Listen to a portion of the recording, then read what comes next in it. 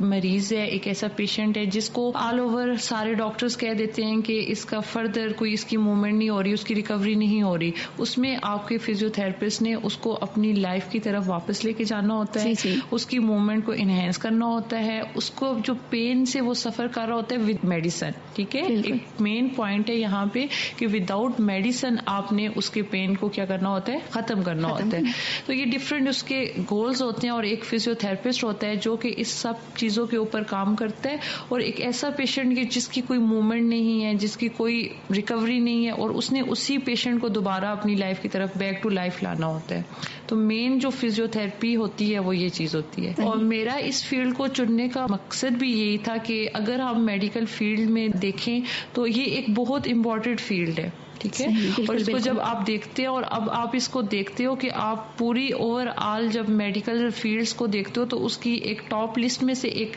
List یہ بھی ہے کہ فزیو تھراپی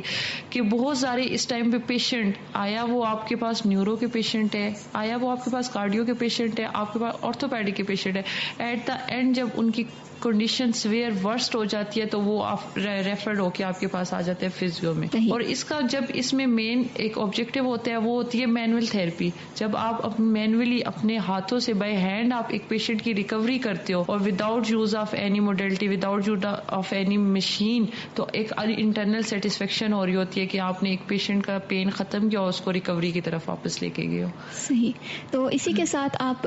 اس جو فزیو تھراپی ہے اس کی مزید وضاحت کر دیں, اس کے مقاصد کیا ہیں, مزید تھوڑی سی وضاحت کریں تاکہ ہمارے سامعین کو بہت اچھی طرح سے معلوم ہو سکے. اور ساتھ ہی ساتھ آپ سے پوچھنا چاہوں گی کہ آپ کے پاس کس طرح کے مریض آتے ہیں, کن بیماریوں, کن تکالیف کے ساتھ آپ کے پاس مریض آتے ہیں؟ اچھا, اس کے اگر مقاصد کی طرف ہم چلے جائیں تو فزیو تھراپی کا مین مقاصد یہی ہوتے ہیں, ہم نے ایک پیشنٹ ہے اس کے درد کو ختم کرنے, میڈیسن نہیں دینی, انجیکشنز نہیں دینے, کیونکہ وہ آلریڈی وہ چیزیں لے رہا ہوتا ہے اپنی بیماری میں, وہ چیزیں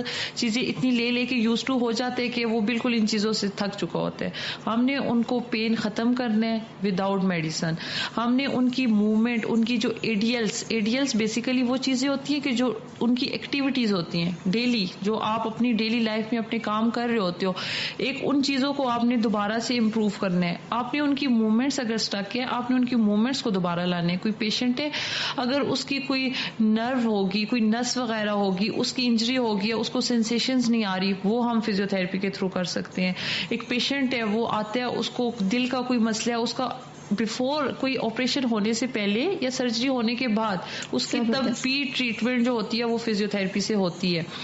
آپ کے پاس گائنی کے کیسز آتے ہیں, ٹھیک ہے, اس میں بہت سارے کیسز ایسے ہوتے ہیں کہ ڈاکٹرز آپ کو کہہ دیتی ہے, آپ کی گائنیکولوجسٹ نے آپ کو کہہ دی ہے کہ آپ نے جو ہے اس کی سرجری کروانی ہے, لیکن اگر ان ٹائم وہ ایک فیمیل